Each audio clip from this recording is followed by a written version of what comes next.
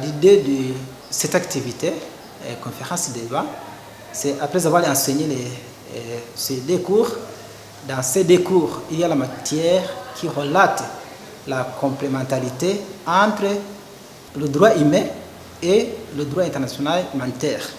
Donc nous avons vu que c'est très nécessaire de partager de l'expérience avec les étudiants et les experts en la matière. C'est pourquoi j'ai pris l'initiative d'inviter les gens de la CCR et vous avez vu qu'il y avait même celui qui vient de la force de défense nationale ici au Burundi. C'était aussi amener les étudiants à mieux comprendre l'application de DIH et les responsabilités et l'action citoyenne en tant que citoyen. Deuxième objectif, c'était de favoriser l'exercice par les étudiants de leurs droits et leurs devoirs civiques. Le troisième objectif, c'est de doter l'université de moyens de recherche pour les étudiants. Et donc nous avons apporté des ouvrages pour que la bibliothèque de l'université puisse avoir des ouvrages disposant des thématiques DIH dans leur bibliothèque.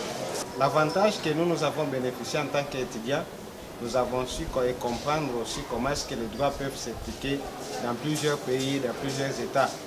Parce qu'il y a des différences qui se passent quand les gens sont sur le terrain, comme les militaires. Il y a des tueries qui se passent, mais la Croix-Rouge est là justement pour aider les blessés qui sont sur les champs de bataille, ou soit si les civils qui sont touchés. La Croix-Rouge intervient dans ces moments-là. Alors, le droit international humanitaire dit qu'en temps de conflit armé, il y a des catégories de personnes qui doivent être protégées.